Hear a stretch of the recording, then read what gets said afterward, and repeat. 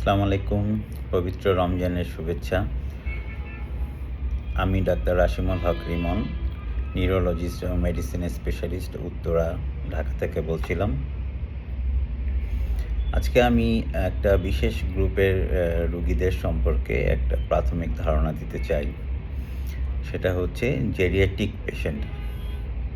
আমরা জানি যে সারা পৃথিবীতে মেডিকেল সেবা বা মেডিকেল চিকিৎসা ধীরে ধীরে উন্নতি হচ্ছে এবং এর ফলে মানুষের লংজিভিটি অনেক বেড়ে যাচ্ছে। আমাদের প্রত্যেকেরই গড় আয়ু এখন আগের থেকে অনেক বেশি।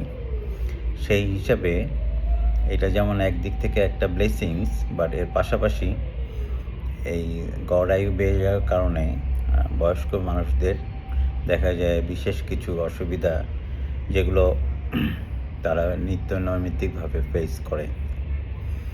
এই যে বয়স্ক মানুষদের যে মেডিকেল অসুবিধাগুলো বা মেডিকেল ডিজিজগুলো বা মেডিকেল সমস্যাগুলো, এগুলো নিয়ে মেডিকেলের যে শাখায় আলোচনা করা হয় সেটাকেই বলা হয় হচ্ছে জেরিয়াট্রিক মেডিসিন। তো জেরিয়াট্রিক্স গ্রুপ আসলে কারা?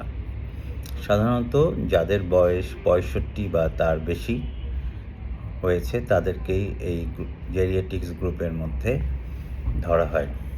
যেমন যাদের বয়স 18 বা তার থেকে কম তাদেরকে যেমন পেডিয়াট্রিক গ্রুপ ধরা হয়, তেমনিভাবে যাদের বয়স 65 বা তার বেশি তাদেরকে জেরিয়াট্রিক গ্রুপ আলাদা করা হয়। এখন এই আলাদা করার দরকার কি? আলাদা করার দরকার কারণ বাচ্চাদের যেমন কিছু কিছু স্পেশাল কেয়ার নিতে হয়, যেগুলো নর্মাল অ্যাডাল্টদের ক্ষেত্রে লাগে না, তেমনি যখন মানুষ বয়স্ক হয়ে যায় তাদের ক্ষেত্রেও দেখা যায় বাচ্চাদের মতন কোনো স্পেশাল কেয়ার নিতে হয়।